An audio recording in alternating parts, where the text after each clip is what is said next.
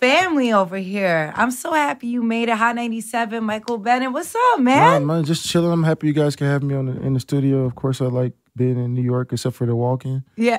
My friend literally just said we're gonna walk 0.3 miles, and it turned into a 25-minute ordeal. But it's good. It's a good workout. It is if you know where you're going. It's like we don't know where we're going, so it's Yeah. like, and I was like, can we just catch a car now? Do you have specific things going on? My book that's coming out, and my book with my wife that we're doing. We just finished our family book, and so we were talking about that, promoting that, and just other than that. And I was in Chicago, and I was speaking at the Social Innovation Conference, Right. and then the People Summit. So I was there speaking in there, and then on top of that, it was my brother's wedding, which he did his own performance, which was epic. Wait, you just told us that. Only Beyonce can have a wedding and then perform Beyonce songs at her own wedding, and it means something.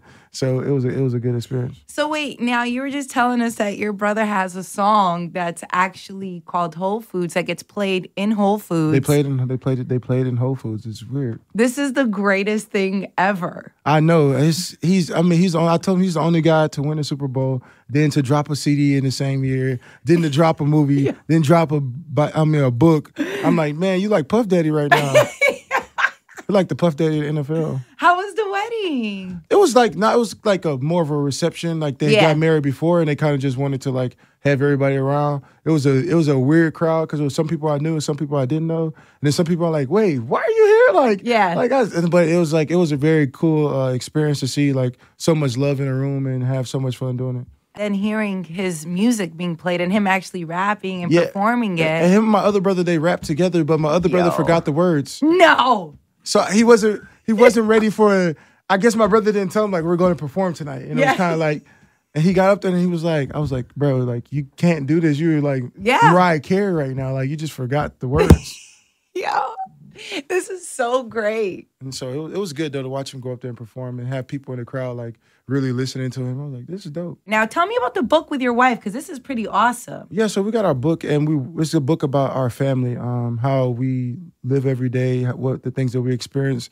But it's kind of like some stuff is far-fetched in it, but some of it is realistic. Like we'll go to the ocean and get in the ocean, but I might not be scuba diving. Yeah. Or my kids, they turn into monsters during the day, but ultimately they're good kids, and it's like our perception as parents and how we live with our kids. And the cool thing about it is not just me and my wife that wrote the book. Our kids played a big part in the book. Yeah. What's the name of it?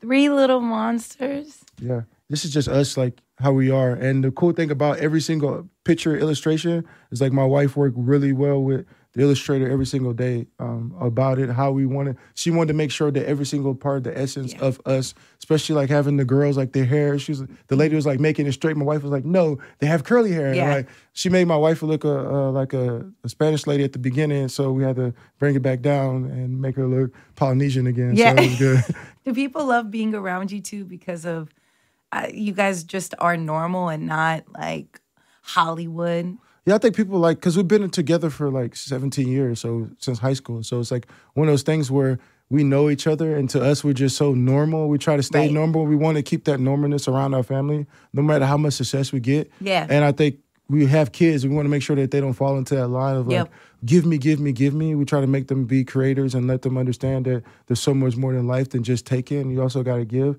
And when you have a wife and you have a husband that support each other on both sides, it just shows a great parenting and shows a good influence for our kids. And it's not very often you see that in the world. No. Most of the time you see it's like families are arguing, and it's like my wife can tell me something and I might disagree with it, but I would like eventually be like, okay, maybe she is right. And it's like she's always right. Yeah, she has to be right. And we have to have that balance in the relationship. So, but it's a great thing. And the good thing about our relationship is how we evolved as kids. It's like a lot of times relationships, we started as kids and now we're men and women. And it's like we have to be able to like let each other grow. And I think we've done a great job of the experience of letting each other grow as people. What would you say if someone's looking at you too for relationship goals? What would you say the 3 best pieces of advice you would share with them to make the relationship last, be great, and, motivate each other ultimately? I think it's the first thing the hardest thing you do is to be selfless. I think that's the hardest thing to be in a relationship is to give yourself up a little bit. And I think in a relationship, and when you get to a certain level, you both have to give up a little bit of your identity to recreate an identity together. And I think that's what you have to do. That's the number one thing you have to do. Another thing is to constantly love each other. I think the affection and to be emotional. I think it's hard for men to be emotional for women sometimes, especially when you got a job that's causing you to be hard. Like you're a construction worker, or are you working in the bank, or you working in the NFL? It's like to be emotional with a woman, and for a wife to be emotional or let her husband be emotional is a hard thing to do. And I think the third thing you have to do is to be able to evolve together.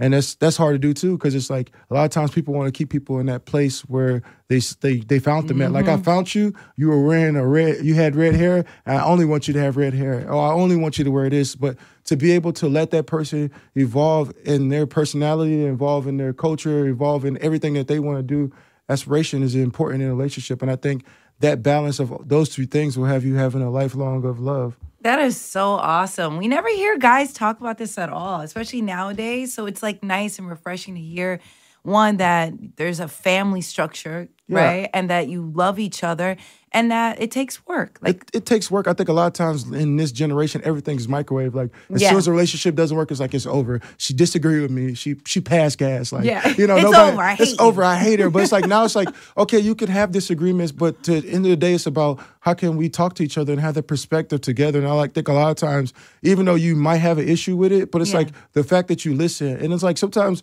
like a lot of things, like even like with food, it's like sometimes as a man, you're like, I don't like that. I don't know why I don't like it. And then you have a wife that's from a different culture or something else, or then they take you into that culture and introduce you to food. You're like, okay, maybe I do like this a little bit. And like, you don't want to give her credit, but it's like, I'll give you credit. I didn't used to like sushi and you made me like it now. So it's like, it's one of those things where it's cool to be in a relationship with somebody else. And I'm sure it's been so supportive throughout your career. You guys been together since high school? Yeah. It's a great thing because it's like, it's not very often that you find love the first time you meet somebody. And a lot of people will say, for love at first sight, but I can honestly say love at first sight because look how much we've been through. I was like literally we've been married for 6 years, and it's like, but we've been together more than half of our life together. So it's like, beautiful. I was like, we traveled together. It's funny. Like I was like telling the other day, like we were broke together, like we were rich together. We literally traveled the world together. So it's like a great experience. So every great thing that happened in my life, I've experienced with it. Every sad thing that happened in my life, I experienced it. So it's a good feeling. If I were to ask your wife, her biggest pet peeve with you is, what would she say? I think that I leave stuff sometimes. Stuff I forget stuff. Not on purpose. It's just like I'm always busy and like I forget the keys and she's my ID or something. Yeah. She just takes it and be like, I'm just gonna hold this for you. It's like those things are like not on my radar because I'm like so far ahead, like doing stuff like that. It's like those little things sometimes I skip. And she's always there to be like, you can't do that. You need to like take the little steps. And I'm always like a big picture type of guy and always have that perspective that you always got to take the little steps. It's the details. It's the details. And to have somebody that's always keep you in the details is super important. You know, being that you're in the NFL and obviously you have such a strong family support system with you, do they ever get worried or concerned because you are so outspoken? And I wanted to thank you personally for always having Colin's back. And it means the world to us, to our family, because these are crazy times. These are crazy times. I think I talked to my wife. I was like, you know, these are things I'm issuing about. Do you have a problem with it? But my wife is super supportive. It's not like she's in disagreement with what I'm talking about. She's just as active in the community as I am. It just so happens that I'm famous, so people pay attention to what I'm saying. But everything we do is together. Everything we do in the community it's a partnership. My family, my kids, we're all in the community. And the issues that Colin's talking about are things that we were talking about. So like to support your brother in a time where you need people to support you because you don't have people backing you. And like society has shown that when black men step up to the plate, that you get exiled, you get executed. The backlash is real. The backlash is real. So to show solidarity in this time of time is super important. And to support each other, because in the NFL, only the NFL players really understand what NFL players go through, what it is, the losses, the free agencies, all these different things. So if we support each other on the field, why can't we support each other off the field? So it's a lot of people that want to make sure that we can constantly build this brotherhood because the transition of football is a hard thing. Because if you notice a lot of players that have problems after the league is that they don't have a support system. Yes. They don't have other players that they could talk to. They usually, their wife was somebody that they couldn't open up to. That she was never emotionally there for them to be the man that they needed to be. It was always about the game. It was never about that person evolving or that person finding out who they were. There are causes and effects of things that you do. And because if somebody does something that's great and it's about the people, and it's about society. So how do we change society?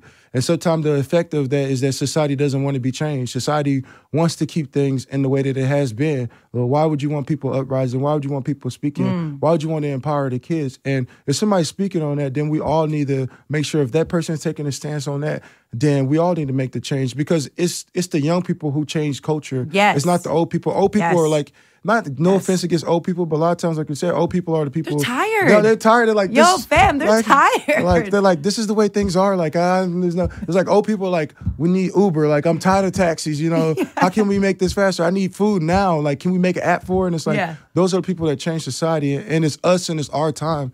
The leaders before us have showed us the way, and it's our time to continuously push the movement or push a society to change things the way that they are.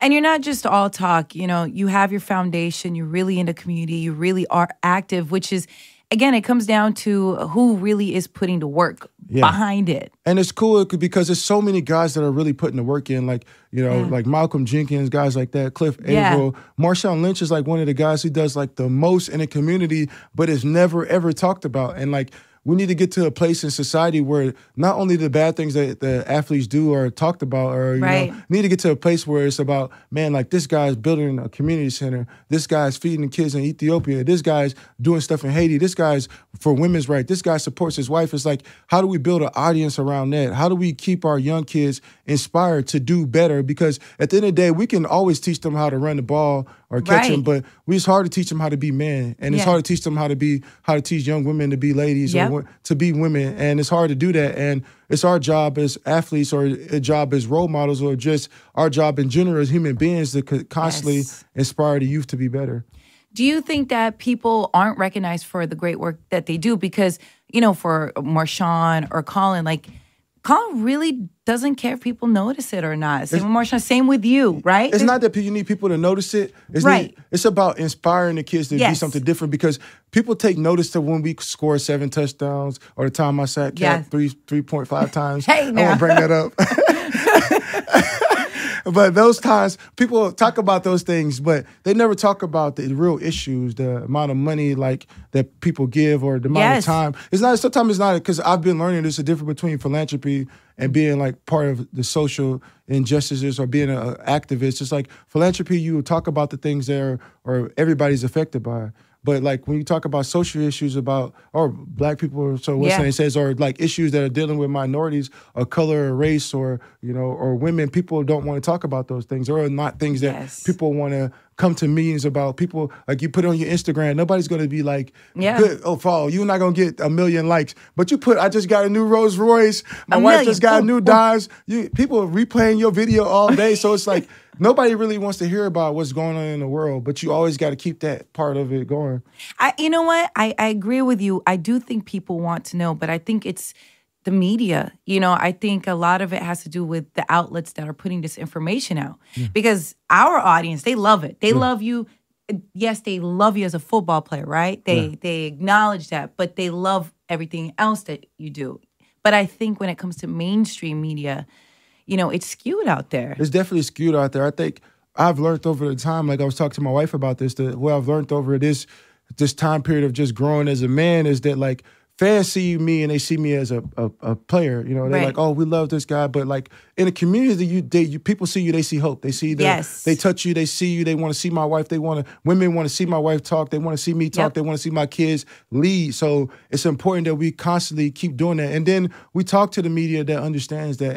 But a lot of times media don't want to be involved. It's not a story. It's like every day they need a story that's about negativity. It's not about positivity. I mean, there's no network on TV that's about we're going to be positive. There's nobody doing that. Today our station is about the positivity in the world. It's about what did she do? Who did she cheat on? Who did he cheat on? And who has a scandal? And how do you deal with this with your kids? Like, do you talk to them about this and like, I guess get them prepped for the chaos that's out here? I think me and my wife, we take an active role in being a parent. I think in this generation, you really have to take an active role in being a parent. I think even like when I went to our kids' school and they didn't teach Black history, we didn't like say like, okay, they're not teaching Black history. We're just gonna deal with it. Well, we was like, okay, we need to talk to the principal. We need to talk to the superintendent. Colin told me about that. Yeah. We need to teach Black history in the school. And so we went and taught it. It's about showing our kids that we want them to be different and that they want something changed, they have to actively change it. And so we have to constantly be that type of role model for our kids. And I think we've done a great job of it.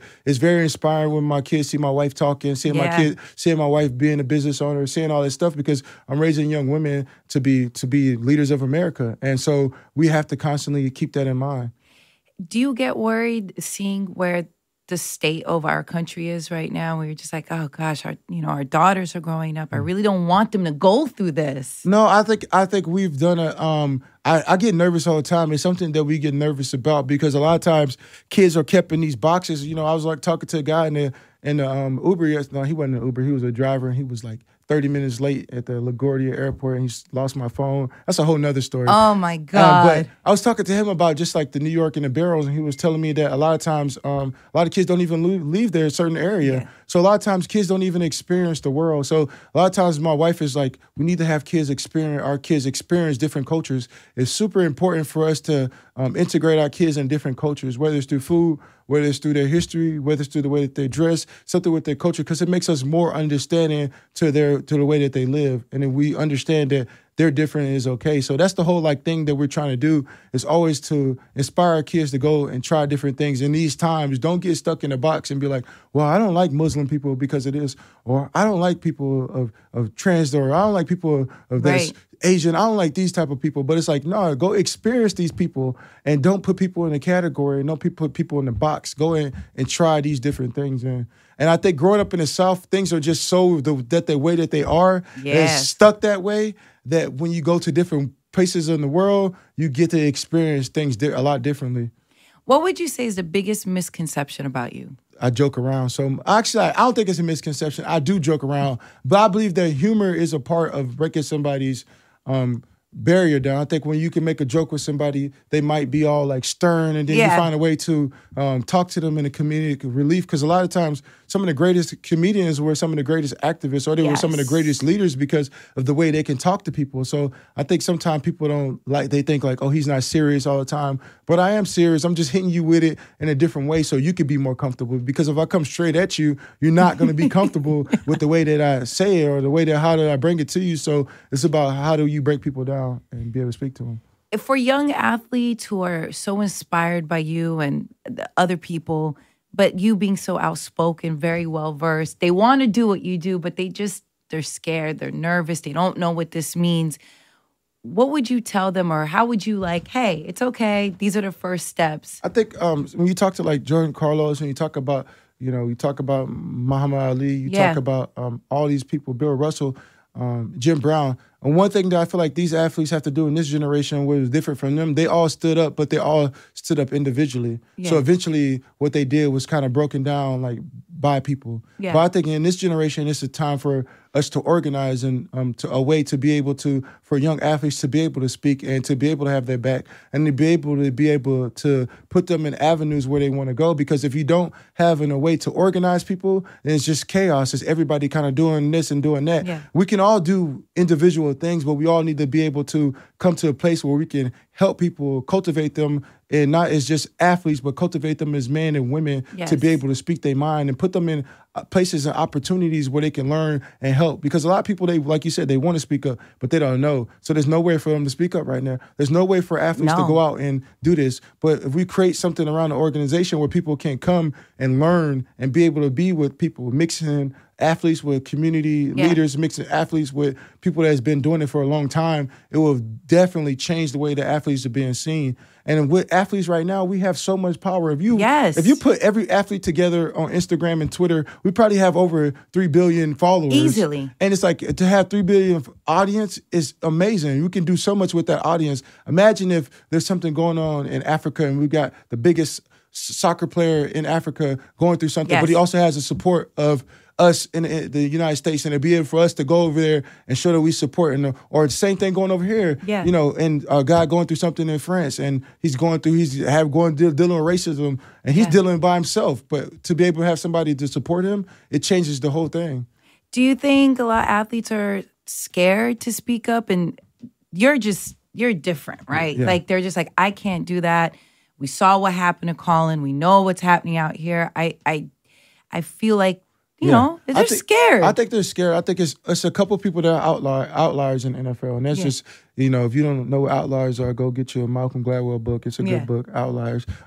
So it's a great book. It's like, and we are outliers in this society because we're not caring about the marketing part of it. The thing is about how do you keep up with your morals in society. At the end of the day, you die as you born as a black man, you're going to die as a black man. So you got to continuously support the things that are going to help change your culture. Not only yours, but also other people that's dealing with issues of oppressed issues. You want to be a part of them. So I think a lot of guys are scared because when you're going to lose an audience. You know, a certain audience that follows you, you're going to lose that audience if you change your rhetoric all of a sudden. If you change the narrative about, instead of just set up Michael Bennett as the jokester and the Seattle Seahawks, Michael Bennett as the man doesn't sound very appealing to you, or Colin Kaepernick as the man doesn't sound appealing to you. It sounds like, okay, that's not a guy I want to listen with. Who's the guy that was joking and catching the ball and running and stiff-arming people? Yeah. So people don't want to see people grow. They don't want to see us become the man that we're supposed to be, or the leader that we're supposed to be, or the husband or the brother. They don't want to see that. They only want to see us running the ball, catching the ball, tackling the ball, and that's it. Period, blank. And so it's hard for guys to get to, they're like, man, well, this is making me money, so why would I step away from it? But it's like, yeah, it's making you money, but at the cost of what? The cost of your character, the cost of your morals, the cost of your family. So it's like, how do you manage that? And I think it's so important to hear that. At the same time, you might lose a certain bit, but you also gain the people. Yeah. You know, like really the people. They love you guys. It's beautiful. It's one of those things, you know, I was talking to my brother about. It's about you transcending your sport. It's like, how do you transcend your sport? Well, you have to do it organically. You have to be able to have people be able to see you as the person that you truly are. A lot of guys, they hide behind the helmet, and then they wonder why they go crazy when they retire, because it's like your whole narrative, everything about you is in that helmet. Yep. Nobody knows what you like. You don't even know what you like, because it's like you've been stuck. You've been told what to do. You've been told how to dress, how to do every single thing. Now it's like it's time for you to be a man. You got a man body, but you got a child mind. And it's like you stuck, and you like where do I go? It's like, and now you're at home with your wife, and she like, yo, I can't tell you a man. Like, you got to go figure it out on your own. But if you take the time to grow with your spouse and just grow in you as a person, it's a lot easier to, you know, live on past these glory days, because this is just the beginning. Like these glory days, like, but it's like you're gonna be a husband. You like, I coach at my daughter's school. It's like it's so cute. It's so many different things. My wife is involved in the future. It's like so many. It's so many different things that you got to be able to do when you get past your longevity in the sport. I love this. Okay, so between you and your brother, it's a fun game that I play with a lot of people. It's called Who's Who. So between you and your brother, who would you say is a better cook? Oh, by far me. My brother cannot cook. I wouldn't eat anything he would cook. Maybe he could make spaghetti, probably good, but other than that, but you know, it's funny, like my brother like coming to my house, because me and my wife cook so much. We cook breakfast, lunch, and dinner, that he's like, oh, I love coming to your house. And he's like, oh, Pele, can you get this? I'm like, bro, that's my wife. Your wife is down the stairs. Like, have your wife make you some eggs. Don't have my wife making you eggs. But it's like, so I'm the better cook in that by far. Okay, he'll tell you that. Who's better with fashion? He's probably better. He's more into fashion than me. Like, he's about fashion. He loves everything about fashion. It's just him. He's like one of those creative people. I mean, so I think he's better at fashion, I'll be honest. Who would you say has the most annoying antics? Like when it comes to like farting, who's more obnoxious? Really? Yep. I would never say it was me. That's just something I wouldn't be honest about. I would not get on here and honestly say that he does that way more than Martellus. Really? He's known for his passing gas. It's just something he's known for in our family. Who would you say is a better rapper? Even though I know he has his own album out. I could drop an album, but I just choose not to drop. That's what I was gonna say right now. I could drop an album. Actually, I think I'm the better rapper. I think I got more. I am more of a lyricist than him, but it's just one of those things. I haven't really dropped the CD just yet. I think I might drop one eventually. And who would you say is funnier? I think we're equal as funny. I think he has a certain type of humor. He's more like Martin. I'm more got like the dry humor. So I think we both is funny. We're both equally funny when it comes to that. That is so awesome. I really, really appreciate you coming by, bringing your amazing wife, who is just so gorgeous. And I appreciate, again, I can't thank you enough for all the love and support that you've given Colin, especially when it's easier to look the other way and it's easier not to speak just in an unjust room. You always stand up, just a good guy. So thank you so much. Oh, no, it's all love. It's all about just staying true to who you are. So I love that about Colin. I love that about just people in general. When they stay true to who they are and they stand the test of time, it's like you have to be able to support that. So that's all it's about.